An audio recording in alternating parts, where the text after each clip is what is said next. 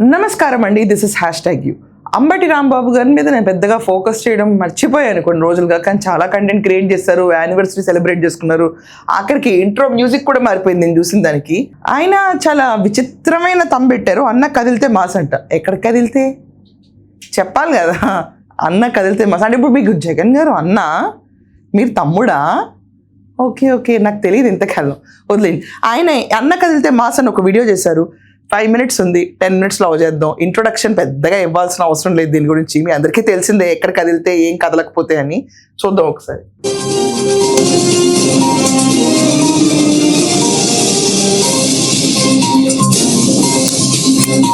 నమస్తే. అంబటి రాంబాబు గారు స్టార్ట్ చేసే ముందు ఒక చిన్నది, ఏంటి దాంట్లో మీరు మసీద్కి వెళ్ళిపోయారు, గుడికి వెళ్ళిపోయారు, యుద్ధాలు చేస్తున్నారు, నల్లకండ వాళ్ళు అంటే మొత్తం మన చరిత్రను విశ్లేషిస్తూ ఒక పెద్ద బ్యానర్ కట్అవుట్ వేసుకున్నారు. అంత ఉందా అక్కడ? లేక అంటే అంత ఏముంది అక్కడ నాకు తెలియట్లా. నాకు తెలిసినప్పటి నుంచి మీరు ఎప్పుడు బ్యారికేట్లు ఎడుతుంది తప్ప ఏమీ చేయలే. కొంపదీస్ పోలీసులు అరెస్ట్ ఇప్పుడు దాకా చేయలేదు కదా పోలీసులు అరెస్ట్, ఓన్లీ నోటీసులు ఇచ్చారు. అరెస్ట్ చేస్తే ఆ విజువల్ కూడా పెట్టుకునేవాళ్ళు ఆయన. రాజకీయాల్లో మన ప్రత్యర్థులు కొన్ని సందర్భాల్లో అవసరానికి మించి అసూయతో చేసేటటువంటి దుష్ప్రచారం మనకు చాలా బాగా ఉపయోగపడుతుంది అని చెప్పడానికి నిన్న జరిగిన సంఘటన చాలా చక్కని ఉదాహరణ. అదేమిటంటే జగన్మోహన్ రెడ్డి గారు సిబిఐ కోర్టు హైదరాబాద్లో హాజరు కావడం కోసం నిన్న వెళ్ళారు. ఆ వెళ్ళే సందర్భంలో తెలుగుదేశం పార్టీకి చెందినటువంటి ఎల్లో మీడియా, కొన్ని యూట్యూబ్ ఛానల్స్, ఆ పత్రికలు చేసినటువంటి దుష్ప్రచారం ఇంత అంతా కాదు. జగన్మోహన్ రెడ్డి గారు 6 సంవత్సరాల తర్వాత అలా దుష్ప్రచారం వదలండి. నేను వెనక్కి తిరిగేటప్పటికీ మీరు ఉన్నారా అని చూస్తే ఎడం పక్కుంటారు, కుడి పక్కుంటారు. తిన్నగా చెప్పచ్చు కదా, దీన్నే ఉంది. మీరు ఓవర్ మాస్ ఎంట్రీ ఇస్తారు ఇక్కడ. అక్కడ సినిమా పావులా ఖరీదు అనుకోండి, మీరు ఇచ్చేది 10 రూపాయలు ఉంది ఇక్కడ. ఎవడు కట్టడి సబ్స్క్రిప్షన్ 10 రూపాయలు పెట్టి. అంబటి గారు స్ట్రైట్గా చెప్పండి, కొంచెం భయం వేస్తుంది ఇంత బ్లోఅప్లో. ఎనీవేస్, తెలుగు మీడియా దుష్ప్రచారణ అన్న వర్డ్ అంటారు, కానీ అక్కడ జనాలు వచ్చారని మీరు చూపిస్తున్నారు. ఆ కోర్టు దాకా వచ్చిన జనాలు లోటస్ పాండ్ దాకా ఎందుకు రాలా? అక్కడ దాకా ఇచ్చారా బేతాలు అని చెప్పి కొంచెం బయట నడుస్తుంది టాక్. అదంతా పక్కన పెడితే అన్న ఎగిరెళ్ళిపోయేటప్పుడు అసలు ఇంకెవరు లేరేంటి, ఖాళీగా జగనే బాయ్ అనడానికి 40 మంది ఉన్నారు అంతే. అదేంటి, ఇస్తే ఫుల్ డేకి ఇవ్వాలి కదా. మనం ఏంటి మార్నింగ్ ఒక్కదానికే ఇచ్చారా? బయట నడుస్తున్న టాక్ ఏంటంటే బిర్యానీ పొట్లం ఇవ్వలేదని, తర్వాత మళ్ళీ సాయంకాలం స్నాక్స్ ఇవ్వలేదని, అందుకే వెళ్ళిపోయారని. మరి అలా కనిపిస్తుంది. నమ్మడం తప్పట్లేదు అంబటి గారు. ఎక్కడున్నారా జనాలు మీరు చెప్పండి. అన్న ఓన్లీ మనకి ఫ్లైట్ దిగేటప్పుడే కనిపిస్తారా? ఫ్లైట్ దిగిన తర్వాత ఇంకా అన్న పని అయిపోయింది, దాని తర్వాత ఫస్ట్ అయిపోయింది, మా కూలీలు మాకు ఇచ్చేయండి అన్నట్టు ఉంటారా? అలా కాదు, దుష్ప్రచారం కాదు. ఉన్నట్టు చెప్తే బాధ అనిపిస్తుంది. ఈయన స్ట్రైట్ యాంగిల్ ఎప్పుడు వస్తాడు కానీ నాకు కొంచెం ఇరిటేటింగ్ ఉంది ఇలా. ఎనీవేస్, కోర్టు మెక్కి అక్కబోతున్నాడు అనే వార్త, అవినీతి కేసులో కోర్టుకు వెళుతున్నాడు అనేది మరొక వార్త. ఇలా పుంఖాలుగా వార్తలు వేయటం స్టార్ట్ చేశారు. వెంటనే ప్రజలు ఏమనుకుంటారు ఆలోచించలేకపోయారు. జగన్మోహన్ రెడ్డి గారు 6 సంవత్సరాల తర్వాత హైదరాబాద్ లో కోర్టుకు వస్తున్నాడా, అయితే మనం వెళ్ళి చూడాలి అనేటువంటి పద్ధతి. అక్రమ కేసులో వెళుతున్నాడు తప్ప అన్యాయం చేసి కోర్టుకు వెళ్ళడం లేదు అనేది మరొక కోణం. అబ్బో, ఇది కోడాలు అక్కడేం బయటపడలేదు. ఏంటి జగన్మోహన్ రెడ్డి కోర్టుకు వెళ్తున్నాడా అని చెప్పి చూడడానికి ఎవ్వరు వెళ్ళరు, అంత ఓపిక లేదు ఎవ్వరికి. ఏంటి జగన్మోహన్ రెడ్డి కోర్టుకు వెళ్తున్నారు, ఎందుకు వెళ్తున్నారు? అక్రమ కేసులు, అవినీతి కేసులు, దీంట్లో అవినీతి కేసుల మీదే వెళ్తున్నాడు ఆయన. బయట అప్పట్లో సబ్జెక్టు కరెక్షన్ అంబటి గారు, దీన్ని ఫిగర్ మీరు కరెక్ట్ చేయండి ఖచ్చితంగా. 40,000 కోట్లు 45,000 కోట్లు సీజ్ చేసిన తర్వాత ప్రాపర్టీస్ అంటే ఎంత మేధావి ఆలోచించిన ఆయన. CBI case, central bureau of investigation case. ఇదేమి ఇప్పుడున్న కూటమి ప్రభుత్వం పెట్టించలా, గుర్తుందా? దానిపైన వెళ్తున్నారు. దీనికి జనాలు అబ్బా అవినీతి కేసు జగన్మోహన్ రెడ్డి గారు వెళ్తారని చెప్పి చూడడానికి వస్తారా? ఎవరండి అవివేకులు ఇక్కడ? ఈయన అవినీతి కేసులో ఈయన కోర్టుకు హాజరవుతూ చూడడానికి జేబులో ఆటోకి ఒక 200, వెళ్ళటానికి ఒక 200, ఎలాగో ఇంటి నుంచి బయటకు వచ్చాం కదా అని భోంచేసి ఇంకో 200, 600 ఖర్చు పెట్టేవాళ్ళు ఎవరున్నారు? బయట వింటున్న కామన్ పీపుల్ నాడి ప్రకారం, నా ఇన్ఫర్మేషన్ కాదండో ఇది, నా పైన దండయాత్ర చేయొద్దు మళ్ళీ ప్లీజ్. ఉన్న ప్రకారం ఏంటంటే ఆ 600 మీరు మనుషులకి ఇచ్చి తెప్పించుకున్నారు అక్కడ ఎయిర్పోర్ట్ కని. ఇంత జనాదరణే ఉండుంటే కనుక మనకి ఫ్రాంక్లీ స్పీకింగ్ 11 స్థానాలు ఎందుకు వచ్చుండేవి చెప్పండి? అది కూడా ఒక పాయింటే కదా.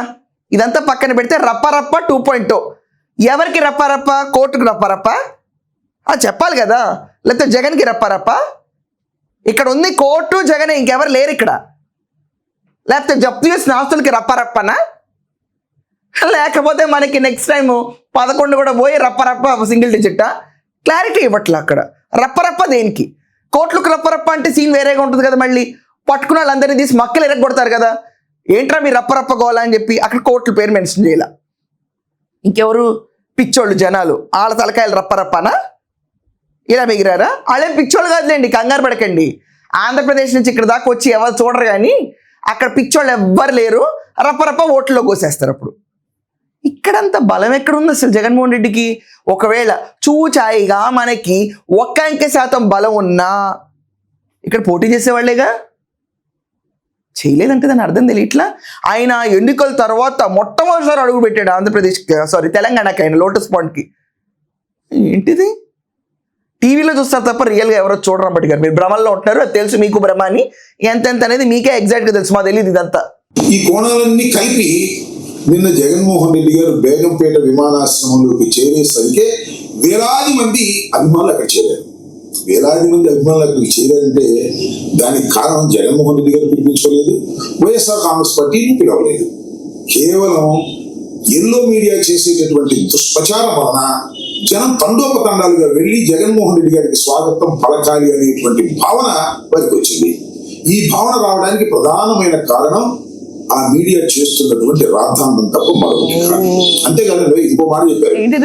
జగన్మోహన్ రెడ్డి గారు 11:30 దగ్గర నుంచి 10:30 వరకు సిబిఐ కోర్టులో ఉంటారు అనే తన షెడ్యూల్లో పోలీసు వారు పెట్టిన దానికి, అంటే జగన్మోహన్ రెడ్డి గారు జడ్పీ సెక్యూరిటీలో ఉంటారు కాబట్టి వాళ్ళు పెట్టినటువంటి షెడ్యూల్ కి ఎలాంటి వక్ర భాషలు చెప్పారంటే టీవీలన్నీ, అంటే తెలుగుదేశానికి సంబంధించిన టీవీలు అన్ని కూడా ఏం చెప్పారంటే జగన్మోహన్ రెడ్డి గారు కోర్టుకే టైం ఇస్తున్నాడు, గంట సేపు కోర్టుకు టైం ఇచ్చాడు, ఇదేం అన్యాయం అని. అంటే సామాన్య ప్రజల్ని ఇప్పుడు కోర్టుకు వెళ్ళిన తర్వాత టైం చెప్పలేం కదా అంబటి గారు. మేము 10:30 కల్లా అక్కడ ఉంటాం, 10 కల్లా ఉంటాం, కాల్ వర్క్లోనే అయిపోద్దని ఎవరు అనుకుంటారు? ఇది 40,000 కోట్లు, 1,000 కోట్లు, లక్షల కోట్లు, మాకు తెలియదు, అవివేకులం మేము. ఇంత పెద్ద కేసు నడుస్తున్నప్పుడు ఎవరైనా కాల్ వర్క్లో ఫినిష్ చేసేసి పంపించేస్తారని ఎలా అనుకుంటారు? టైం పడుతుంది కదా. రెండోది, ఎవరన్నా సామాన్యుడి కోర్టుకు వెళ్ళాలంటే వాడు ముందు సగం రోజు సెలవు పెట్టి తర్వాత పూర్తి డే సెలవు దాకా దేకించుకుంటూ పోతూ ఉంటారు. ఎందుకంటే కోర్టుని ఎవరు ఎదిరించకూడదు, న్యాయ వ్యవస్థని ఎవరు వ్యతిరేకించకూడదు. మనకున్న టైం లిమిట్స్ ప్రకారం కోర్టులు నడవు. కోర్టుకున్న టైం లిమిట్స్ ప్రకారం స్ట్రెస్ ఆఫ్ ఆర్డర్, అక్కడున్న బిజీ స్కెడ్యూల్ మీద మన వర్క్ జరుగుతూ ఉంటుంది. న్యాయ వ్యవస్థ లోపలికి వెళ్ళి రప్ప అనలేకపోయారు కదా. ఇలాగే కూర్చున్నారు కదా జగన్మోహన్ రెడ్డి గారు హంబుల్గా. చూసారు, అందరూ అబ్జర్వ్ చేశారు. జగన్మోహన్ రెడ్డి గారు కోర్టుకు వెళ్తే ఇలాగే ఉన్నారు.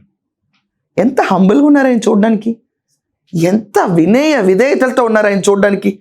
ప్రతి ఒక్కళ్ళు చేతులు కట్టుకుని నుంచోవాలి కదా కోర్టుకు వెళ్ళేటప్పటికి. ఆ పద్ధతి ఆయనకు తెలుసు కదా. మరి ఆ కోర్టుకు వెళ్ళే ముందు రప్ప ఏంట్రా పిచ్చ, ఆ పక్కన పడేయండి ప్లకార్డులని, నేను వెళ్తుంది కోర్టుకి, అది కూడా ఒక అవినీతి కేసు పైన నా పైన ఆరోపణలే ఉన్నాయి, దాన్ని ఎదుర్కొంటూ వెళ్తున్నప్పుడు రప్ప అంటే నా నెత్తికి చుట్టుకుంటుంది బాధ్యత, నా పార్టీకి మైలను అంటుతుందని చెప్పాలి కదా. రెండోది, జగన్మోహన్ రెడ్డి గారి కేసు 11:30 నుంచి 12:30 అయిపోద్దని ఎవరికి తెలుసు? ఒకవేళ జడ్జి గారు ఎక్స్టెండ్ చేస్తుంటే ఈయన ఫ్లైట్ ఖరీదు పెరుగుతూ ఉండేదా? చెప్పండి.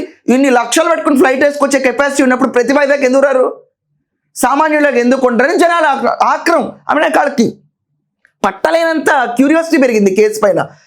ఒక్క సిట్టింగ్కి వెళ్ళకపోతే ఎన్బిడబ్ల్యూ ఇష్యూ అవుతుంది. అలాగే ఈయన కూర్చున్న 6 ఏళ్ల పాటు కోర్టుకు వెళ్ళలేదంటే, వేల కొద్ది వాయిదాలంటే, జనాలు ఎవరైతే కోర్టులో ఒకసారి భయం కలిగి ఉంటారో కోర్టులు అంటే వాళ్ళకు కూడా మండింది. ఏంటి గంట టైం ఏమిటో, కోర్టుకే టైం ఏమిటో, నేనే అంటున్నా. కోర్టుకి టైం ఏంటండి? ఆయన స్కెడ్యూల్ ప్రిపేర్ చేస్తున్నప్పుడు జగన్మోహన్ రెడ్డి గారు అంత మేధావి కదా, చెప్పుకోవాలి కదా. ఏంటి ఆ టైము? సాయంకాలం 5:30 దాకా పెట్టండి. ఒకసారి నన్ను పోస్ట్ లంచ్ చేస్తే కేసు, కాల్ వర్క్లు అవ్వకపోతే ఏం లేకుండా స్ట్రైట్ అవే మీరు ఎలా కూర్చుంటే ఎలాగండి? ఈ టీడీపీ వాళ్ళు చేసిన ప్రచారానికి వచ్చారా? ఇంకేం కాదు, జ్యుడిషియరీ రెచ్చగొట్టేటటువంటి కార్యక్రమం చేశారు. చివరికి జగన్మోహన్ రెడ్డి గారు కోర్టులో ఉన్నది 1/4 గంట, కోర్టు హాల్లో జడ్జి గారి ముందు ఉన్నది 2 నిమిషాలు. దీనికి ఇంత రాద్ధాంతం చేసేటటువంటి కార్యక్రమం చేసి జగన్మోహన్ రెడ్డి గారికి మరింత క్రేజ్ను పెంచేటటువంటి కార్యక్రమం చేస్తున్నారు. హైదరాబాద్ ఎవరికండి అవినీతి కేసులో అయిన జగన్మోహన్ రెడ్డికి ఈ పర్టికులర్ కేసు విషయానికి హైప్ ఎక్కడ ఉంటుంది? ఇన్ని మంచి పనులు చేస్తావు అని చెప్పి బటన్లు నొక్కుతా కూర్చుంటేనే 11 స్థానాల్లో కూర్చోబెట్టారు. ఇన్ని మంచి పనులు చేస్తున్నావు, ఒక స్టేట్ గవర్నమెంట్ తీసుకెళ్లి లిక్కర్ని సరఫరా చేస్తుందంటే 11 స్థానాల్లో కూర్చోబెట్టారు. 30,000 మంది పైగా చనిపోయారు. ఇదంతా కాకుండా లిక్కర్లో ముడుపుల యుద్ధం, ఆ యుద్ధంలో ఒకరికి ఒక ప్రేయసి, ఆ ప్రేయసి తీసుకెళ్లిపోయి తన ప్రియుడు, రెండో హ్యాండ్ సెకండ్ హ్యాండ్ ప్రియుడు. ఇదంతా ఒరిస్సా బార్డర్లు దాటిపోయి ఇన్వెస్ట్మెంట్లు. ఇక్కడ జనాలు చంపి అక్కడ దాకా డొల్లిచ్చి చిన్న చిన్న ఏజెంట్లుగా మీకు హ్యాండ్ ఎక్స్చేంజ్ చేస్తే చిన్న పిచికారీ వేస్ట్ ఫెలోస్ దగ్గర నుంచి డబ్బులు తీసుకెళ్ళిపోయి వాళ్ళ ప్రేయస్సులు కొట్టేసి వేరే రాష్ట్రానికి వెళ్తాం. అది కూడా ఏంటి, లక్షల్లో కాదు కోట్లలో. మీరు మరీ చెప్తున్నారు క్రేజా? ఎక్కడుంది క్రేజ్? నాకు కనపట్లేదు ఆ క్రేజ్ ఎక్కడ కూడా. క్రేజ్ కనిపిస్తుంది కూటమికి, క్రేజ్ కనిపిస్తుంది లోకేష్ గారికి. ఇంకెవరికి ఉంది క్రేజ్ ఏపీలో చెప్పండి నాకు, నిజంగా నాకు అర్థం కావట్లా. పవన్ కళ్యాణ్ గారు వెళ్తే క్రేజ్, లోకేష్ గారు వెళ్తే క్రేజ్, చంద్రబాబు నాయుడు గారు వెళ్తే క్రేజ్. ఇలా క్రేజ్ ఉంది, మిగతా క్రేజీగా ఉంది రాష్ట్రంలో.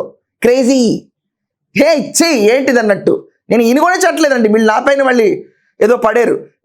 ఈ ముగ్గురు తప్ప మిగతా ఎవరిని చూసినా కూడా రాష్ట్రంలో బాగు చేద్దాం మంచి చేద్దాం అనుకున్నాను చూసి వాట్ క్రేజీ థింగ్ యార్, ఏం చేస్తారు వీళ్ళు, మైండ్ ఉందా అన్న సిచ్యువేషన్ ఉంది మిగతా వాళ్ళని చూస్తే.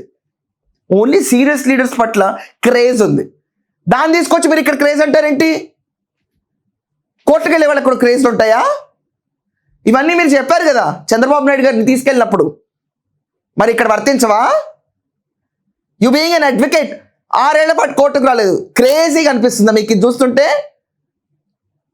What is this man? మన రాష్ట్రం కాదది.